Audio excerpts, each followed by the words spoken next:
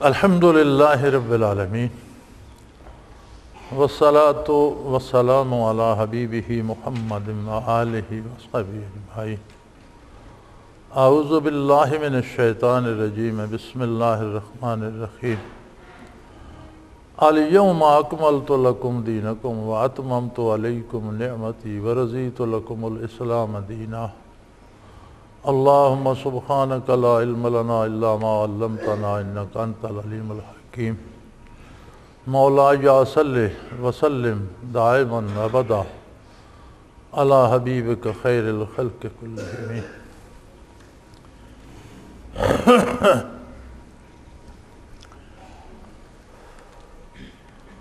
حجۃ الوداع کے موقع پر یوم عرفہ کو مقام عرفات میں یہ آیہ کریمہ نازل ہوئی۔ ارشاد باری تعالی ہے الیوم اکملت لکم دینکم، آج کے دن تمہارے لیے تمہارا دین مکمل کر دیا گیا، ہمیشہ ہمیشہ ہمیشہ کے۔ ہمارے حضرات ختم نبوت کے نام سے بے پناہ دلائل، صحیح وزنی حقیقی دلائل پیش فرماتے ہیں، لیکن قرآن کریم کی ابدیت، قرآن کریم کا اللہ کی آخری کتاب ہونا اور دین مبین کا ہمیشہ کے لیے مکمل ہو جانا تکمیل نبوت کی سب سے بڑی دلیل ہے۔ میں اب ذاتی اصطلاح میں قرآن نے بھی ختم نبوت کا لفظ استعمال فرمایا ہے اور حضور صلی اللہ علیہ وسلم کو فرمایا ہے خاتم النبیین، لیکن جب ہم اس کا ترجمہ کرتے ہیں تو میں اس کا ترجمہ سمجھتا ہوں کہ تکمیل نبوت ہے، یعنی نبوت مکمل ہو گئی، اب اس میں کسی نئے نبی کے آنے کی گنجائش باقی نہیں رہی۔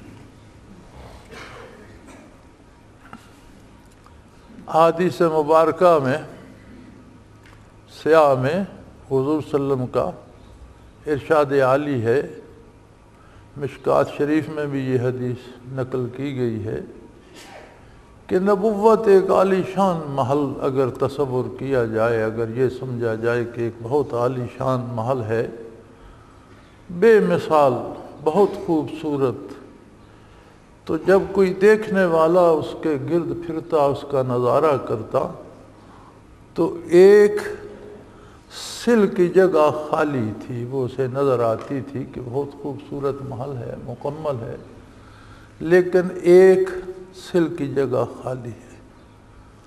پھر حضور صلی اللہ علیہ وسلم نے فرمایا انا تلک اللبنہ، وہ سل میں ہوں، اللہ کریم نے مجھے مبعوث فرما کر وہ جگہ پر کر دی، گویا نبوت مکمل ہو گئی، اب کسی نئے نبی کے آنے کا کوئی سوال ہی پیدا نہیں ہوتا۔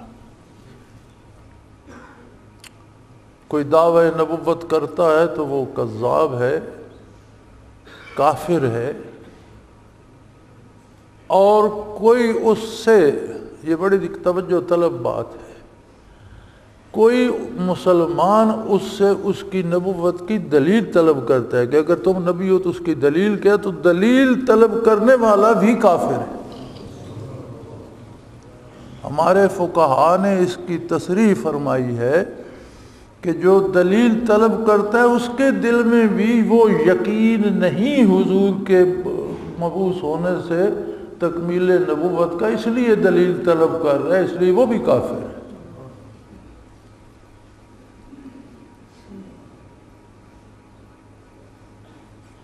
تو اللہ نے دین قیامت تک کے لیے مکمل کر دیا، انسان کو اشرف المخلوقات بنایا، شرف انسانیت کیا ہے؟ کس وجہ سے اشرف ہے؟ اگر یہ اچھے کھانے کھا لیتا ہے تو جانور بھی گھاس چر کر، درندے گوشت کھا کر، پرندے دانہ چگ کر پیٹ بھر لیتے ہیں. چلو کوئی کم درجے کا کھاتا ہے، کوئی اعلیٰ بنا کر کھا لیتا ہے، پیٹ ہی سب بھرتے ہیں، اس میں تو سب برابر ہیں. اگر اس کے اولاد ہوتی ہے تو ہر جنس کے، ہر ذی روح کی اولاد ہوتی ہے. اگر یہ گھر بناتا ہے تو خواہ یہ محل بنا لے، جنگلی جانور بھی اپنا گھونسلہ، پرندے گھونسلہ بنا لیتے ہیں، جانور جھاڑیوں میں، کھڈوں میں، کھوڑوں میں جگہ بنا لیتے ہیں. تو پھر فرق کیا ہے؟ اس سے اعلیٰ مخلوق تو فرشتے ہیں جو مخلوق کی نوری ہے اور اس کے ساتھ نفس بھی نہیں ہے، شیطان بھی نہیں ہے، کبھی نافرمانی بھی نہیں کرتا، ہمیشہ اطاعت کرتا ہے. یفعلون ما یؤمرون، جو حکم ملتا ہے وہی کرتے. پھر انسان کیسے افضل ہو گیا؟ ساری مخلوق میں انسان کو، اور صرف انسان کو، یہ استعداد دی گئی کہ وہ اللہ کی ذات کی معرفت حاصل کرنے کی قوت رکھتا. پوری مخلوق میں یہ قوت ملائکہ میں نہیں ہے. ملائکہ حاکم کے مطیع ہیں، فرما بردار ہیں. کتنے فرشتے ایسے ہیں جو صرف ہمیشہ جب سے پیدا ہوئے ہیں جب تک رہیں گے، قیام میں اللہ کی تسبیح بیان کرتے ہیں، رکوع میں جو ہیں وہ رکوع میں ساری عمر کرتے رہیں گے، جو سجدے میں وہ سجدے میں ساری عمر کرتے رہیں گے، جنہیں اصطلاح میں کروبیاں کہا گیا ہے.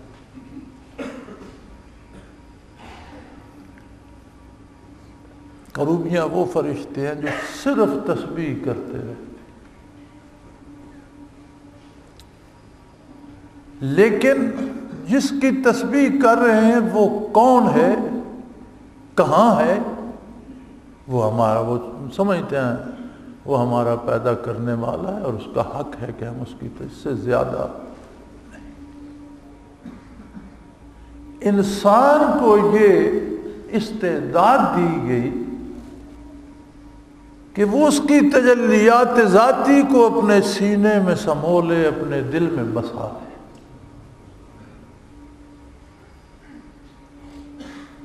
وہ اس کی عظمت سے آشنا ہو اور تخلیقی طور پر مجبوراً سجدے نہ کرے. وہ تو پیدا ہی سجدے کے لیے کیے گئے، وہ تو اس کے علاوہ کوئی کام کر ہی نہیں سکتے. وہ اس کے پاس اختیار رکھا گیا، پسند رکھی گئی، مجبور نہیں کیا گیا سجدے پر، پسند رکھی گئی، اور اس کے سامنے بے پناہ دنیا سجا دی گئی. فتبارک اللہ احسن الخالقین، بابرکت ہے اللہ کی ذات جو بہترین پیدا کرنے، خوبصورت ترین پیدا کرنے والا ہے. اس نے، آپ ایک ایک پھول کا تجزیہ کر کے دیکھیں، ایک ایک شاخ گل کو دیکھیں، ایک مکھی کی آنکھ میں، ایک آنکھ میں 18,000 کیمرے، اس کی دونوں آنکھوں میں 36,000 کیمرے ہیں. کس نے نصب کیے اتنے چھوٹے چھوٹے کیمرے؟ وہ خود فرماتا ہے فتبارک اللہ احسن الخالقین. دنیا کی زینتیں، یہ جو کہا جاتا ہے نا دنیا مردار ہے، دنیا ایسی ہے، دنیا ویسی ہے، یہ تصوف کی اصطلاحیں ہیں کہ جب دل میں اللہ آ جاتا ہے تو دنیا کی حقیقت منکشف ہوتی ہے تو وہ مردار نظر آتی ہے. ورنہ اس کی صنعت ہے اور اتنی خوبصورت ہے، اتنی لذیذ ہے، اتنی خوش رنگ ہے، اور اس میں اتنی لذتیں ہیں کہ وہ اللہ نے اپنے مقابلے پہ رکھ دی ہے. وہ جو شاعر نے کہا تھا نا، رخ روشن کے آگے شمع رکھ کر وہ یہ کہتے ہیں، ادھر جاتا ہے دیکھیں یا ادھر پروانہ آتا ہے۔ یہ دنیا وہ شمع ہے جو جمال باری کے سامنے رکھی ہے، انسان پروانہ ہے۔ اب اسے اگر وہ رخ باری کے انوارات نظر آئیں تو دنیا کو چھوڑے، اگر اس کے سامنے اس کی ذاتی حجاب بن جائے، کبھی اس کا علم حجاب بن جائے، کبھی اس کی دولت حجاب بن جائے، کبھی اس کا اقتدار حجاب بن جائے، کبھی اس کی طاقت حجاب بن جائے، تو وہ تو جمال باری کو دیکھ ہی نہیں سکے گا، یہ پروانہ تو دنیا پہ ہی جل مرے گا۔ اللہ کریم، تو نے یہ شرف بخش کر اتنی بڑی مصیبت ڈال دی کہ یہ دنیا تو ہر ایک کے ساتھ مادی آنکھوں سے نظر آتی ہے، مادی زبان سے اس کا ٹیسٹ آتا ہے، اور مادی وجود اس کی لذتوں کو محسوس کرتا ہے، تو بندے کیا کریں گے؟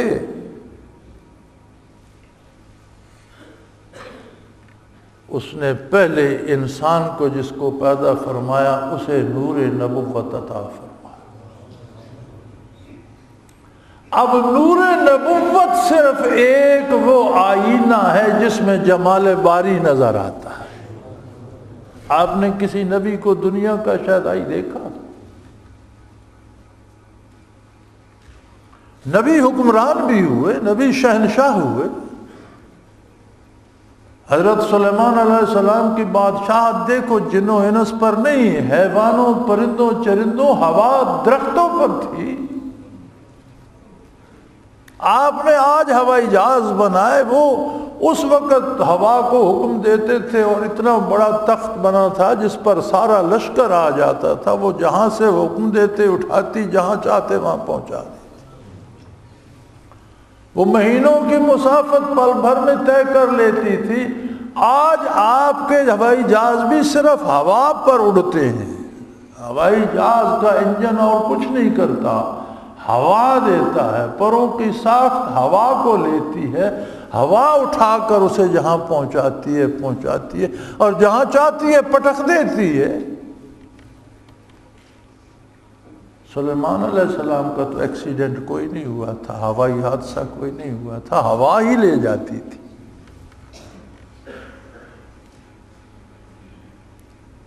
اور انبیاء وہ بھی ہوئے جن کی عمر عزیز گدڑی میں بسر ہو گئی۔ نبیوں میں ہر سطح کے آپ کو دنیاوی اعتبار سے غریب سے لے کر شہنشاہ تک انبیاء کی فہرست میں نظر آئیں گے، لیکن غریب نبی سے لے کر شہنشاہ نبی تک سب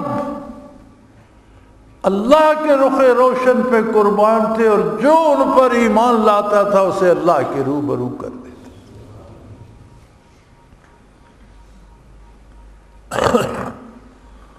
تو فرمایا اتممت علیکم نعمتی، نبی مبعوث فرما کر جتنی نعمتیں مخلوق خالق سے حاصل کر سکتی ہے، نہ میں گن سکتا ہوں، نہ آپ گن سکتے ہیں، نہ کوئی شماریات کا ماہر گن سکتا ہے۔ جتنی نعمتیں انسان شرف انسانیت پا کر حاصل کر سکتا ہے، وہ ساری میں نے آج مکمل کر دی۔ آدم علیہ السلام پر دین مکمل نہیں ہوا، نوح علیہ السلام پر مکمل نہیں ہوا، ابراہیم خلیل اللہ پر مکمل نہیں ہوا، اسماعیل ذبیح اللہ پر مکمل نہیں ہوا، موسیٰ کلیم اللہ پر نعمتیں تمام نہیں ہوئیں، عیسیٰ روح اللہ پر نعمتیں تمام نہیں ہوئیں۔ جب محمد الرسول اللہ صلی اللہ علیہ وسلم آئے تو نعمتیں تمام ہو گئی۔ اب کوئی نیا نبی کس لیے آئے گا کہ وہ اور نعمت لے گا؟ وہ جتنی اللہ سے انسان لے سکتے تھے وہ تو تمام ہو، پھر کوئی نئے نبی کی ضرورت رہے گی؟ اب انسان کے پاس اختیار ہے، جسے انگریزی میں چوائس کہتے ہیں، پسند ناپسند کا اختیار۔ انسان کے پاس کیا اختیار ہے؟ پسند و ناپسند کا، اس کے علاوہ کچھ نہیں۔ کیا پیدا ہونے کا اختیار ہے، اپنی شکل بنانے کا اختیار ہے، اپنا نصیبہ بنانے کا اختیار ہے، اپنا قد بت بنانے کا اختیار ہے، اپنی کچھ نہیں۔ پسند و ناپسند کا اختیار ہے، اما شاکرم و اما کفورا، یہ اختیار ہے انسان کے پاس۔ شکر کرنا چاہتا ہے یا ناشکری کرنا چاہتا ہے، جو راستہ پسند ہے۔ ادھر جاتا ہے دیکھیں یا ادھر پروانہ آتا ہے، ادھر جاتا ہے دیکھیں یا ادھر پروانہ آتا ہے۔ تو انبیاء علیہ السلام آنکھ کا وہ نور ہے۔ آنکھ کتنی نازک ہوتی ہے، اپنا جو آنکھ کا اپنا جو بال ہے وہ بھی آنکھ میں پڑ جائے برداشت نہیں کرتی۔ باہر کی چیز کو تو چھوڑیں، جو بال پلکوں کے آنکھ کی حفاظت کے لیے ہے، اس کا کوئی ذرا سا حصہ ٹوٹ کر آنکھ میں پڑ جائے برداشت نہیں کرتی۔ تو نبی تو آنکھ کا نور ہے، وہ نور جس سے جمال باری نظر آتا ہے۔ پھر نبی کی اور امتی کے تعلق کتنا نازک ہے، کتنا نازک ہے، اس میں ادنا سا بال بھی آیا تو گیا، کام ختم ہو گیا۔ اور جسے یہ تعلق نصیب ہوتا ہے اسے دنیا مردار نظر آتی ہے، اس کے لیے مردار ہے، کیونکہ دنیا کی حقیقت ایک مردار کی ہے۔ پھول ہے مرجھا جائے گا، جانور ہے مر کر متعفن ہو جائے گا، بڑے بڑے قلعے عمارتیں، دنیا کا انجام مردار ہے، موت ہے، تباہی ہے۔ کتنی خوبصورت ہے، کتنی رنگین ہے، لیکن انجام تباہی ہے۔ دولت ہے، رہ جائے گی، بندہ قبر میں چلا جائے گا۔ اقتدار ہے، چھن جائے گا، بندہ خاک میں دفن ہو جائے گا۔ تو فرمایا اتممت علیکم نعمتی، فرمایا رضیت لکم الاسلام دینا، اور میں نے تمہارے لیے دین اسلام کو پسند کر لیا۔ بات ختم ہو گئی، اسلام جب آ گیا کام مکمل ہو گیا، دین مکمل ہو گیا۔ اب قیامت تک دنیا میں دو ہی قومیں ہوں گی، ایک وہ جو دین کو پسند کر لیں گے، جو محمد الرسول صلی اللہ علیہ وسلم کا دامن تھام لیں گے، جو انوار نبوت سے سینے روشن کریں گے، اور جن کے صرف یہ آنکھیں نہیں دیکھیں گی، جن کے دل بھی بینا ہوں گے۔ اور دوسرے وہ جو آپ کے تعلق سے محروم ہوں گے، کفار ہوں گے، کفر میں مر جائیں گے، تباہ ہو جائیں گے۔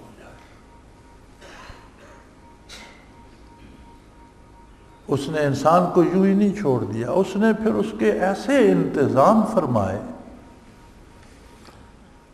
کہ انسانی عقل اس کو نہیں پہنچ سکتی۔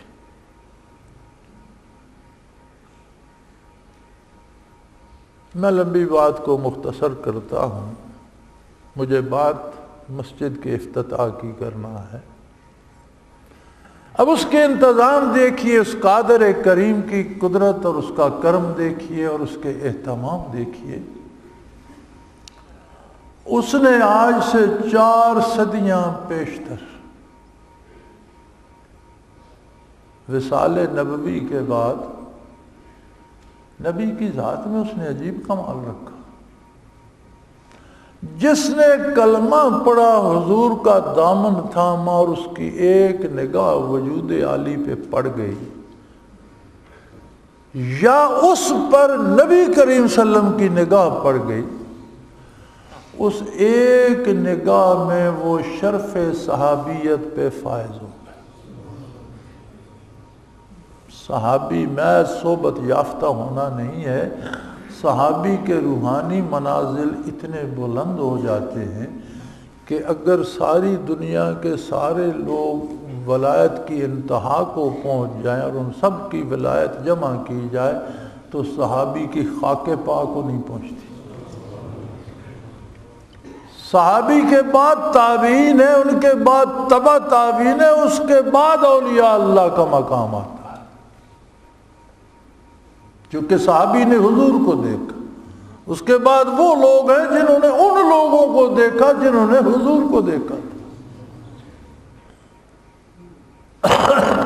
تابعین، اور اس کے بعد پھر ایک طبقہ ہے تبع تابعین کا جنہوں نے ان لوگوں کو دیکھا جنہوں نے صحابہ کو دیکھا تھا۔ دیکھو ذوق فشانیہ محمد الرسول اللہ کی کہاں سے کہاں تک پہنچی، یہ ایک نظر کا سوال تھا، ایک نظر کی بات تھی۔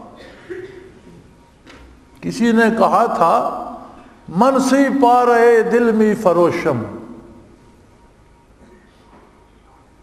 میں دل کے ٹکڑے بیچتا ہوں، بے گفتہ قیمتش، دوسرے نے پوچھا قیمت بتاؤ کتنے میں بیچو گے؟ منسی پارے دل میں فروشن بے گفتہ قیمتش، گفتم نگاہ، میں نے کہا ایک نگاہ میں دے دوں گا، ایک نظر کی بات ہے، وہ نگاہ جو خریدار ہو مل جائے تو دے دوں گا۔ لینے والے نے کہا بھائی مانگا مول تو ملا نہیں کرتا، بے گفتہ کم ترش، رعایت کتنی کرو گے؟ یہ تو وہ قیمت ہے جو تم مانگ رہے ہو، اس میں رعایت کیا ہوگی؟ منسی پارے دل می فروشم بے گفتہ قیمتش، گفتم نگاہ، ایک نگاہ، بے گفتہ کم ترش، گفتم کے گاہ، یار زندگی میں ایک نگاہ سے، اور یہ وہ نگاہ ہے محمد الرسول اللہ کی جو زندگی میں کسی کو ایک نصیب ہو گئی شرف صحابیت پہ فائز ہو، اس کے وجود میں وہ برکات آئی کہ جس نے اسے دیکھا تابعی ہو گیا، اور جس نے تابعی کو دیکھا تبع تابعی ہو گیا، اس کے بعد ولایت کی باری آتی ہے۔ شاہ عبدالعزیز دہلوی رحمۃ اللہ تعالی علیہ فرماتے ہیں کہ میں بیٹھا تھا، کچھ جنات آ گئے، حضرت ادب سے عرض کرتے ہیں ایک مسئلہ شرعی ہے، آپ کی اس کے لیے ضرورت ہے، آپ ہمارے ساتھ تشریف لے چلیے۔ مجھے لے گئے، جنوں کے بادشاہ کا دربار لگا ہوا تھا، جنات تھے اور بڑے بڑے پرانے جنات بزرگ بھی بیٹھے تھے، ان کی عمریں ہزاروں سال ہوتی ہیں۔ وہاں مجھے لے گئے، ایک انسان کو انہوں نے پکڑا ہوا تھا، مقدمہ یہ پیش تھا کہ ایک جن سانپ کی شکل میں پھر رہا تھا، اس شخص نے اسے مار دیا، وہ جنات اس کو مارنا چاہتے، بدلے میں قتل کرنا چاہتے، لیکن بادشاہ نے کہا کہ نہیں، شرعی مسئلہ بتاؤ، کیا شرعاً یہ واجب القتل ہے؟ کس سے پوچھیں؟ ہم نے حضرت آپ کو اس لیے تکلیف دی۔ شاہ صاحب فرماتے ہیں میں نے یہ فرمایا کہ مدینہ منورہ میں حضور کا ایک صحابی گھر تشریف لایا، مسلح تھا، کہیں جہاد سے آیا، گھر گیا تو دیکھا بیوی گلی میں کھڑی ہے، تو بہت ناراض ہوئے اور انہوں نے ہاتھ میں نیزہ تھا، نیزہ سونتا بیوی کو ڈرایا، تو اس نے کہا مجھے مت ماری، اندر دیکھیں تو صحیح۔ تو سیر میں انہوں نے دیکھا تو بہت بڑا سانپ پھن پھیلائے اس طرح کر رہا تھا، انہوں نے نیزہ اس پر پھینکا، وہ مر گیا۔ جنات نے فوراً اس صحابی کو شہید کر دیا، جن بھی مر گیا، صحابی وہیں، وہ بھی فوت ہو۔ صحابہ کرام ان کا وجود اٹھا کر حضور کی خدمت میں لے گئے، یا رسول اللہ یہ واقعہ ہوا ہے۔ آپ نے فرمایا وہ سانپ جن تھا، انہوں نے اسے قتل کیا، جنوں نے انہیں شہید کر دیا۔ پھر حضور نے فرمایا، عرض کی کہ یا رسول اللہ دعا کریں یہ زندہ ہو جائے، فرمایا اب یہ شہید ہے، اپنی منزل کو پہنچ گیا، اگر تم چاہتے ہو کہ یہ پھر دار ابتلا میں تو میں دعا کر دیتا ہوں یہ زندہ ہو جائے گا۔ سب اس کی یا رسول اللہ جب اپنی منزل پہ پہنچ گیا، جنت میں پہنچ گیا، شہادت پہ پہنچ گیا، اب اسے وہاں رہنے دیں۔ تو حضور نے فرمایا تھا کہ کوئی جن سانپ کی شکل میں نظر آئے تو کوئی پرواہ نہیں، اسے قتل کر دیا جائے، اور جنوں کو حکم دیا تھا کہ موذی جانوروں کی شکلیں بنا کر انسانی آبادیوں میں مت آیا کرو، اور اگر کوئی سانپ بچھو یا کسی، بلکہ حکم ہے کہ نماز پڑھ رہے ہو اگر سانپ اور بچھو نظر آتا ہے تو نماز توڑ کر پہلے اسے مارو پھر نماز دوبارہ مکمل کرو۔ فرماتے ہیں جب میں نے یہ حدیث سنائی تو ایک بوڑھے سے جن نے اپنے پپوٹے اس طرح اٹھائے، اس کی آنکھیں بند تھیں، پلکیں اٹھ نہیں سکتی تھی، اس نے اس طرح اٹھا کر مجھے دیکھا اور کہنے لگا سبحان اللہ، کیا بات یاد دلا دی، میں اس وقت مدینہ منورہ میں موجود تھا، یہ واقعہ میرے سامنے ہوا۔ تو شاہ صاحب فرماتے تھے میں تابعی ہوں، میں نے جن صحیح لیکن ایک صحابی کو تو دیکھا ہے۔ شاہ صاحب بڑے فخر سے لکھتے ہیں میں تابعی ہوں۔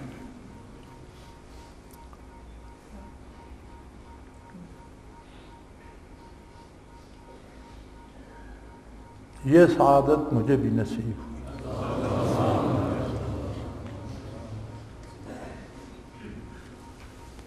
نعرہ تکبیر۔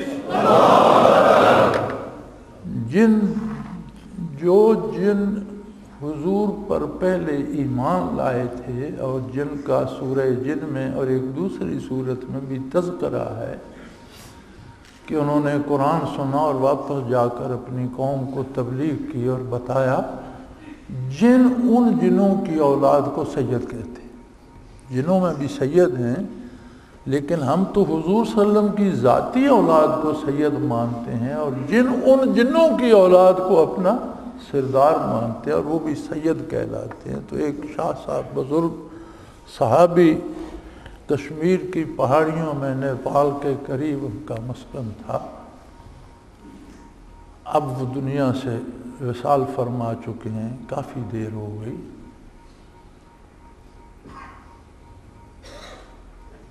پتہ نہیں کیسے قدرت کے اپنے کرشمے ہوتے ہیں، کہیں میں بھی روحانی طور پر ادھر جا نکلا تو ان سے ملاقات ہو گئی۔ پھر میں نے انہیں دعوت دی کہ آپ اس مسجد میں دارالعرفان میں تشریف لائیں۔ تو فرمایا میں تو ہل جل نہیں سکتا، مجھے کوئی پکڑ کر بستر سے بھی اٹھاتا ہے، اکثر نمازیں لیٹے لیٹے اشارے سے ادا کرتا ہوں۔ میں نے کہا حضرت جو اٹھاتے بٹھاتے ہیں وہ وہاں بھی لا سکتے ہیں، آپ تشریف تو لائیں۔ تو ان کے لیے میں نے انڈوں کا حلوہ بنوایا، چائے بنوائی، میرے ذاتی کپ میں سے تقریباً 1/4 کپ چائے انہوں نے پی، اور اتنا سا اس میں سے حلوہ بھی دیا، اسی مسجد میں اسی دفتر میں یہاں تشریف لائے۔ تو یہ شرف الحمدللہ اللہ کی عطا سے مجھے بھی حاصل۔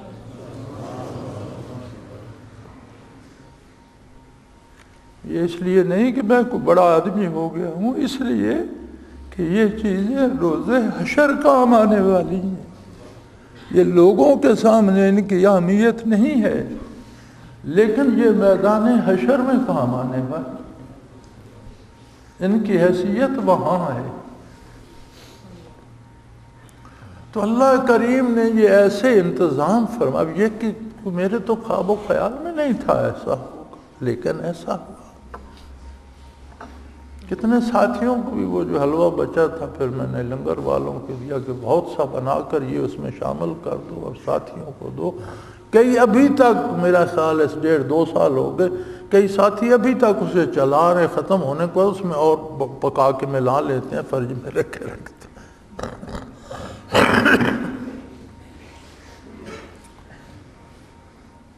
تو اللہ کریم نے آج سے 400 سال پہلے حضرت علاء الدین مدنی رحمۃ اللہ تعالی علیہ کو مدینہ منورہ سے روانہ فرمایا، برِ صغیر میں دین تبلیغ کے لیے معمور فرمایا، جن کا انتقال لنگر مخدوم میں ہوا کوئی ان کے اصلی نام نامی سے واقف نہیں. جہاں چونکہ اللہ کے دین ہی کی بات کرتے تھے تو ہمارے لوگوں نے نام ہی اللہ دین ڈال دیا. اب اللہ دین ہی، ہم تو اللہ دین ہی جانتے ہیں.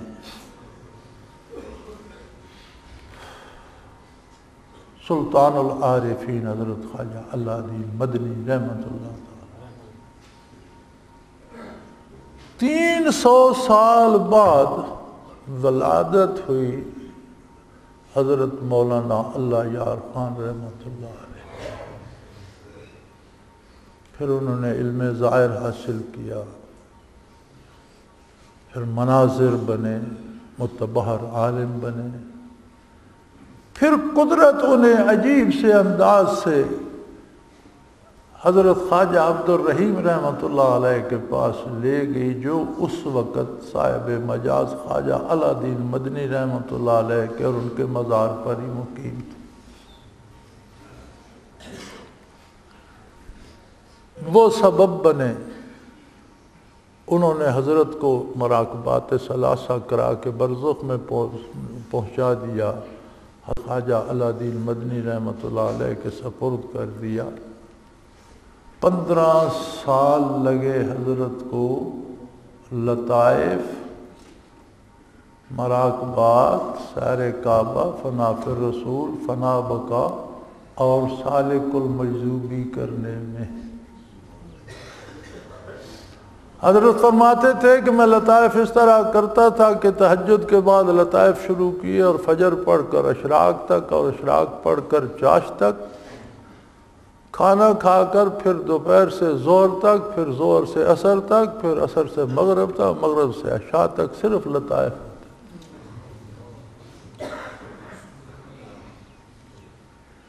15 سال.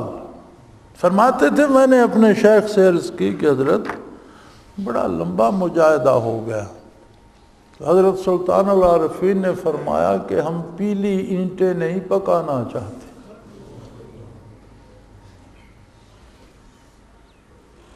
پٹھے میں اینٹیں پکتی ہیں نا، جو پختہ ہوتی ہیں وہ سرخ ہو جاتی ہیں اور جو نیم پختہ ہوتی ہیں وہ پیلی رہ جاتی ہیں. تو حضرت فرماتے تھے مجھے حضرت سلطان العارفین نے فرمایا ہم پیلی اینٹیں نہیں پکانا چاہتے.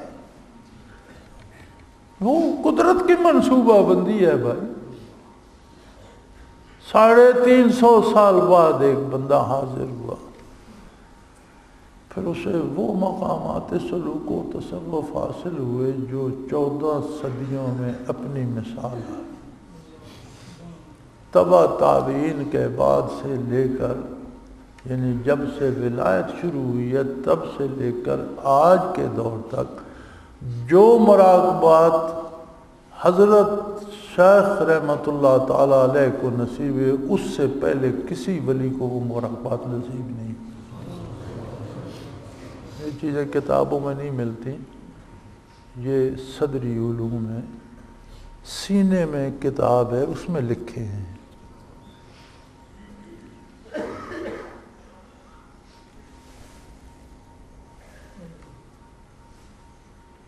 پھر مجھ جیسے بدکار ان کے دامن سے وابستہ ہوئے.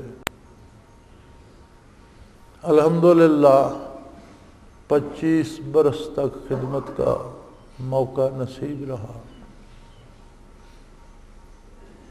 پھر جماعت کی ابتدا ہوئی، سب کچھ میرے سامنے ہوا. پھر اجتماعات شروع ہوئے تو الحمدللہ پہلا اجتماع اس فقیر کے گھر پہ ہوا، اور یہ دارالعرفان بننے تک 20 برس سارے اجتماع اللہ نے مجھے یہ سعادت بخشی کہ ان کی خدمت صرف میں کرتا رہا، اور جہاں میں ہوتا تھا اجتماع وہیں ہوتا تھا.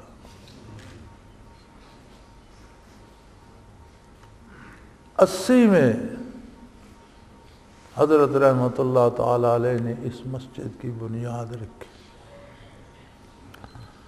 غالباً 79 میں اس کا نقشہ شکشہ بنا، بنیادیں کھدیں، جگہ مختص ہوئی.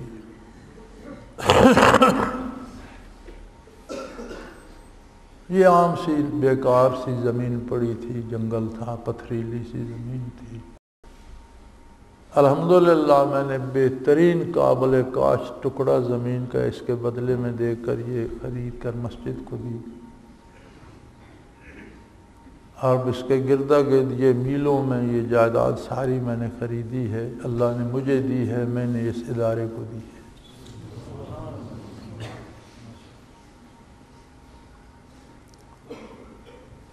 80 میں اس محراب میں حضرت رحمت اللہ علیہ نے سنگ بنیاد رکھا۔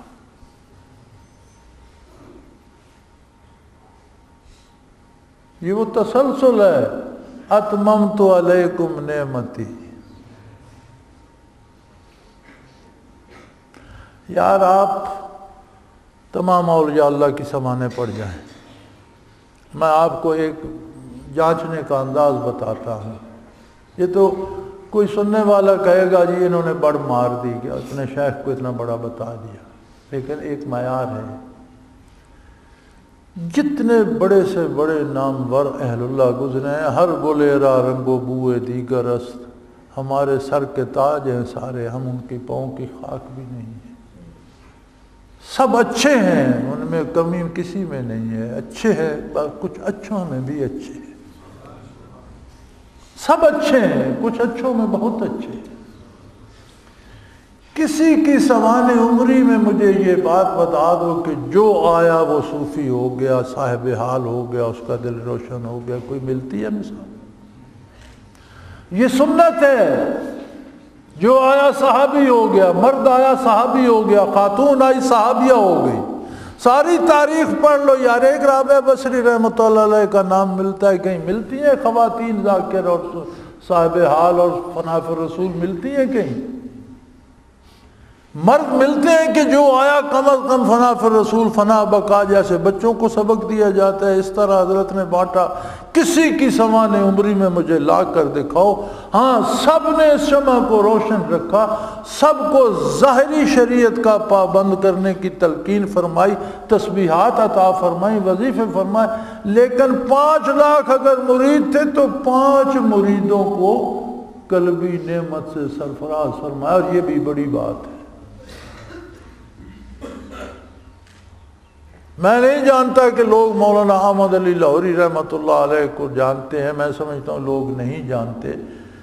مجھے اللہ نے بتایا، میں جانتا ہوں، میرے شیخ نے بھی مجھے بتایا، اپنے زمانے کے کتب ارشاد تھے، صاحب منصب تھے۔ دنیا میں کتب کے منصب پر 4 آدمی ہوتے ہیں، 6 ارب میں سے 4 بندے 4 کتب ہوتے ہیں۔ ان 4 میں سے ایک مولانا احمد علی لاہوری رحمۃ اللہ علیہ تھے، لیکن ان کے وصال کے بعد مجھے ایک بندہ بتاؤ جسے قلم بھی آتا۔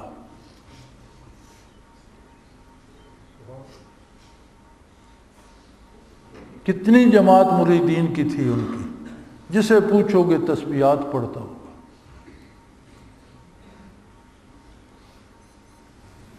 پھر یہ کام، یہ سنت تھی، جو آیا دربار رسالت میں صحابیت سے، جو صحابہ کے پاس آیا تابعی ہو گیا، عورت تھی یا مرد، جو تابعی کے پاس آیا تبع تابعی ہو گیا، عورت تھی یا مرد، وہاں یہ سنت ختم ہو گئی۔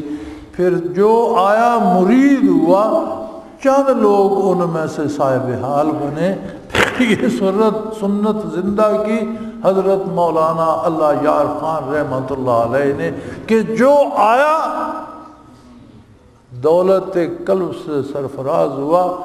ہمارے ہاں مساجد میں غریبوں کو پانی بھرنے کی اس پہ لگا دیتے ہیں، اسے پنہارا کہتے ہیں۔ عموماً مساجد کے پنہارے خود بے نماز ہوتے ہیں، گاؤں کے کمی کاری ہوتے ہیں اور خود نماز روزہ نہیں کرتے، مسجد میں پانی بھر دیتے ہیں۔ میں اس بات کا شاہد ہوں، میرا رب جانتا ہے، میں نے حضرت کی مسجد کے پنہارے کو بھی فنا فی الرسول دیکھا۔ مجھے بتاؤ یہ بات کہیں ملتی ہے؟ کسی تاریخ میں کھنگالو۔ اس ہستی نے اس محراب میں سنگ بنیاد رکھا۔ ساتھ کیسے لوگ تھے؟ حضرت قاضی صاحب رحمۃ اللہ علیہ ساتھ تھے۔ وہ کہنے لگے حضرت اس کا رخ کہ وہ کعبہ شریف کو تو نہیں ہے۔ لو بھائی نئی بات آ گئی۔ حضرت فرمایا قاضی صاحب کیا کہہ رہے ہو؟ یہیں کھڑے تھے جی، اس کا رخ کعبہ شریف کو تو نہیں ہے۔ حضرت فرمایا قاضی صاحب ذرا غور تو کرو، پھر توجہ کرو۔ جی میں صحیح کہہ رہا ہوں۔ آپ نے فرمایا قاضی صاحب آپ کو غلطی لگ رہی ہے۔ نہیں جی بالکل کعبہ کو نہیں ہے، اس کا رخ حتیم کو ہے۔ تو حضرت نے فرمایا قاضی صاحب حتیم بھی بیت اللہ ہے۔ قاضی صاحب سادہ آدمی تھے۔ حضرت نے فرمایا کہ حتیم بیت اللہ کا حصہ ہے۔ یہ وہ حصہ ہے کہ جب قریش نے بیت اللہ کو شہید کر کے نیا بنایا تھا تو ان کے پاس اتنا سرمایہ نہیں تھا۔ وہ مشرک تو تھے، انہوں نے شرط لگائی تھی کہ پیسے وہ دینا جو حلال ہوں، اس پہ حرام نہ لگائیے۔ تو حلال صرف اتنا جمع ہو سکا جس سے یہ چوکور عمارت بنی، اور حتیم جتنا حصہ چھوڑ دیا گیا وہ دیوار بنا دی گئی کہ طواف کرنے والا اس کے بعد طواف کرے۔ یہ حتیم کعبے کا حصہ ہے۔ تو حضرت فرمایا حتیم بیت اللہ کا حصہ ہے۔ اچھا جی، تو حضرت فرمایا قاضی صاحب شرن دور سے سمت کعبہ شرط ہے، عین کعبہ شرط بھی نہیں ہے۔ تو یہ تو عین کعبہ کو ہے، آپ کہہ رہے ہیں اس کا رخ صحیح نہیں ہے۔ اس طرح کے لوگ ساتھ تھے۔ پھر قاضی صاحب فرمانے لگے جب یہ مسجد بن رہی تھی تو یہ بے پناہ کھلی نظر آتی تھی۔ اتنے بڑے بڑے ہال، پھر 2 منزلیں، پھر آگے اتنا ہال، پھر اس کی دوسری منزل، پھر اگلا صحن، اس کی اوپرلی چھت، پھر اتنے 2 منزلیں کمرے دونوں طرف۔ تو قاضی صاحب کہنے لگے میں دیکھ رہا ہوں حضرت یہ کم پڑ جائے گی۔ اس وقت کون سوچ سکتا تھا؟ اس بات کو 32 برس بیت گئے، اب یہ کم پڑ گئی۔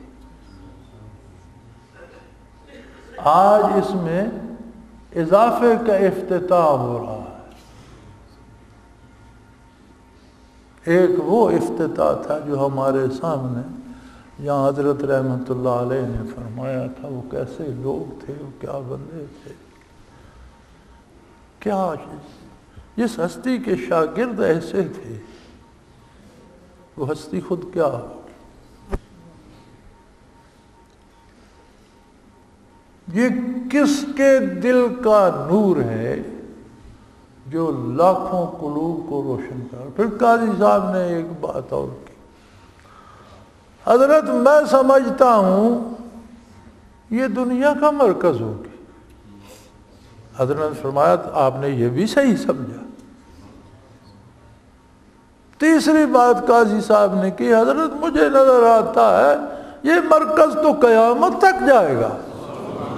حضرت نے فرمایا یہ بھی صحیح سمجھا آپ نے، بس ایک آپ کو وہاں ٹھوکر لگی، باقی آپ کی بات صحیح ہے۔ آج میں دیکھ رہا ہوں، اس بات کا تجربہ کر رہا ہوں کہ یہاں رات کو 9:15 سے 10 پون گھنٹہ جو ذکر ہوتا ہے وہ بین الاقوامی ہوتا ہے۔ یہاں بیٹھ کر امریکہ کے مغربی ساحل سے لے کر جاپان اور آسٹریلیا تک اور چین سے افریقہ تک ساتھی شامل ہوتے ہیں۔ ابھی تو ابتدا ہے، لیکن اب جن لوگوں نے، جن کانوں نے یہ باتیں سنی تھیں، انہی کی آنکھیں اس کو دنیا کا مرکز دیکھ رہی ہیں۔ دیکھ رہی ہیں نا؟ اب اس کے دنیا کا مرکز ہونے میں کوئی شبہ ہے؟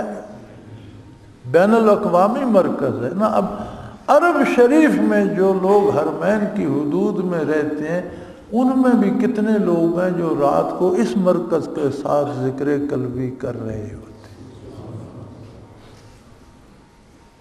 یہ وہ نعمت غیر مترکبہ ہے، اللہ کس طرح پہنچاتا ہے؟ صدیوں پہلے بنیاد رکھی، پھر 300 سال بعد ایک ہستی آئی، پھر اس سے کام شروع ہوا، پھر چلتے چلتے آج کہاں پہنچا۔ اللہ ایسے انشاءاللہ قیامت تک قائم رکھے۔ یہ عام افتتاح نہیں ہے، وہ جو افتتاح ہم نے دیکھا تھا، ہمارے پاس وہ قیامت کو پیش کرنے کا سرمایہ ہے۔ ہمارے پاس ایک بات ہے کہ یوم حشر ہم کہہ سکیں گے یا اللہ تیرے ایک بندے مقبول بندے نے جب یہ افتتاح کیا تھا تو ہم بھی وہاں موجود تھے۔ یہ ہماری شفاعت کا سبب ہوگا، یہ افتتاح بھی انشاءاللہ سب حاضرین کی شفاعت کا سبب ہوگا۔ یہ کوئی رسمی افتتاح نہیں ہے کہ کسی وزیر اعظم نے تختی لگا دی، نقاب کشائی ہو گئی، کسی کا وظیفہ بن جائے گا یا کسی کو دولت مل جائے گی، نہیں۔ یہ قافلہ وہی قافلہ ہے جسے اس کے میر کارواں نے نہایت مجاہدے سے شروع کیا۔ شیطان بھی بیچارہ شیطان بد نصیب کہیں کا، ٹکرے مار مار کر، سر پھوڑ پھوڑ کر، آپ ایک اندازہ کر لیجئے، میری بات یاد رکھ لیجئے، جتنے لوگ اس قافلے سے بچھڑے اس کی 2 وجہ بنی۔ کسی کو اپنی بڑائی کا شوق چرایا، پیر بننے کا شوق بنا، کسی کو اس دینی کام کے وقت دنیا سمیٹنے کا شوق آیا۔ شیطان نے ان 2 طریقوں سے لوگوں کو توڑا، لیکن قافلے میں ان کے ٹوٹنے سے کمی نہیں، قافلہ بڑھتا گیا۔ جو جو آگے بڑھتا جا رہا ہے کارواں بنتا جا رہا ہے۔ یار کم ہمت بد نصیب لوگ بچھڑتے رہتے ہیں، راہوں میں گرتے رہتے ہیں، ٹوٹتے رہتے ہیں، کوئی عجیب بات نہیں۔ کسی کا کسی شرعی مسئلے پر اختلاف ہو تو سامنے لائے، اتباع شریعت میں کوئی کمی دیکھی تو میں وہاں سے چلا آیا۔ کسی نے خلاف شریعت کوئی کام دیکھا تو چلا گیا۔ یار جن اولیاء اللہ نے 5 لوگوں کو بھی اللہ اللہ کرائی، انہیں دنیا سے الگ کر دیا۔ بعض لوگوں نے شادیاں تک نہیں کی، بعض لوگ گھروں میں واپس نہیں گئے۔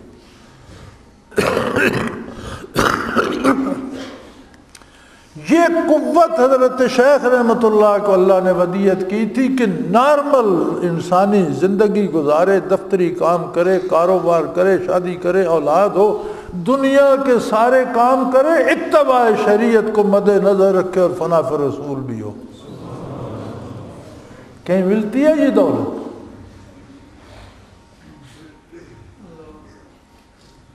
یہ جو آپ لوگ تشریف فرمائے، کون تارک کے دنیا ہے آپ میں سے؟ دنیا کے سارے کام کرتے ہیں، ایک ہی پابندی ہے کہ شریعت کے خلاف نہ ہو۔ سب کام کرو، شریعت کے خلاف نہ ہو۔ ہاں تنہائی میں بیٹھ کر کوئی مجاہدہ کرے تو مشاہدہ ہو جائے گا، کشف ہو جائے گا، بازار جائے گا، لوگوں سے ملے گا، وہ نحوست پڑے گی، مشاہدات نہیں ہوں گے، کشف نہیں ہوگا۔ لیکن کشف مقصود تو نہیں، قرب الہی مقصود۔ مقصود قرب الہی ہے، کشف اللہ تو نہیں ہے۔ کشف بھی تو غیر اللہ مقصود تو نہیں ہوتا۔ کہیں تاریخ تصوف میں یہ دیکھ کر بتاؤ کہ نارمل انسانی زندگی گزارتے ہوئے اسے فنا فی رسول اور فنا فی اللہ نصیب ہو؟ نہیں ملتا، سوائے مولوی اللہ یار رحمۃ اللہ علیہ کے، کہیں نہیں ملتا۔ تو خوش نصیب ہو تم لوگ حضرات و خواتین جنہیں اس دوسرے، یہ 32 سال بعد، آج سے 32 سال پہلے یہ بات ہو رہی تھی، یہی ہم موجود تھے، یہ ساتھی بھی موجود تھے۔ کہ یہ جگہ کم پڑ جائے گی. بہت سے ساتھی یہاں بیٹھے ہیں جو اس وقت بھی موجود تھے، یہ بات سن رہے تھے. آج ہم دیکھ رہے ہیں یہ جگہ کم پڑ گئی. 32 سال قوموں کی زندگی میں کوئی عرصہ نہیں ہوتا، اور یہ سلسلہ بھی ایک قوم ہے، ایک نیشن بن گئی ہے، تصوف کی ایک قوم بن گئی ہے. قوموں کی زندگی میں تو 32 سال کوئی چیز نہیں ہوتے، لیکن یہ تو اتنی جلدی 32 سال ہی ہم دیکھ رہے ہیں کہ اضافے کی ضرورت پڑ گئی، اور اس حال سے 4 گنا اضافہ آگے کیا جا رہا ہے. یہ جو بہت بڑے حال ہم نے بنائے تھے، اس سے 4 گنا اضافہ آگے ہو رہا ہے، اور اس سے آگے اس سے زیادہ جگہ میں نے وقف کر دیا ہے انشاءاللہ، کہ جب کبھی پھر فرصت آئے گی، ہم نہیں ہوں گے، کوئی اور اللہ کا بندہ ہوگا، وہ آگے اضافہ کر دے.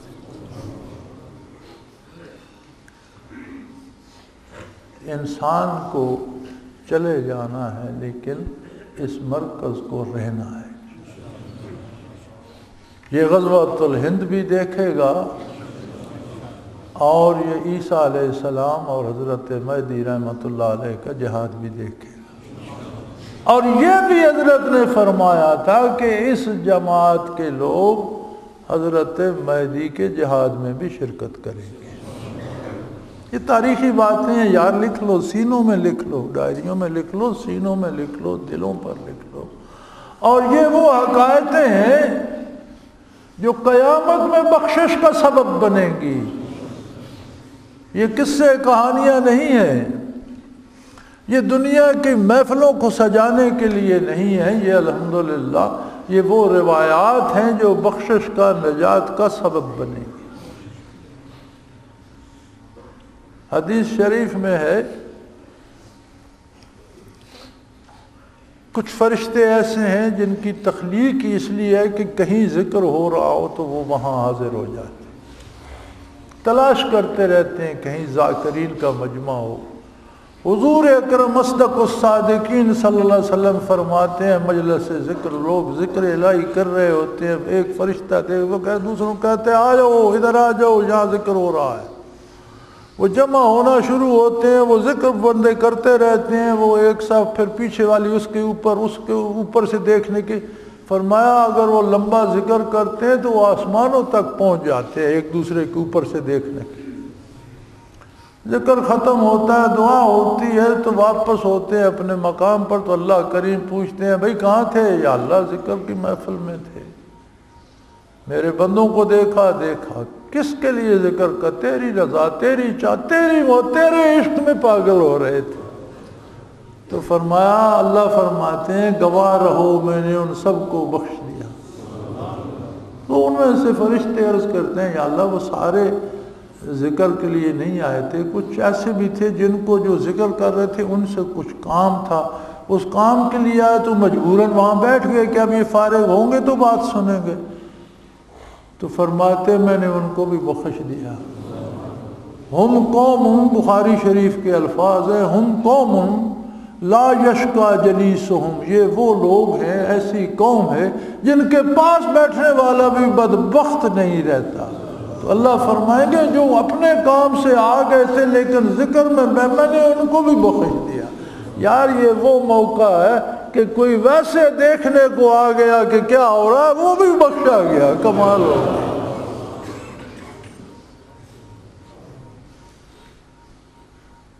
تو یہ وہ تاریخی حقیقتیں تھیں جو میں نے آپ کے سامنے رکھی، اور یہ سب اس آیت کی تفسیر ہے.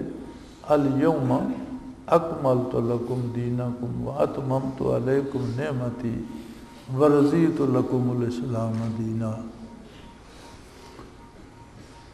اب ایک دعا ضرور کرو، اللہ ہمیں اس پہ قائم رکھے، اپنی یاد میں موت نصیب فرمائے، اور اپنی یاد میں قبر سے حشر میں کھڑا ہونا نصیب فرمائے.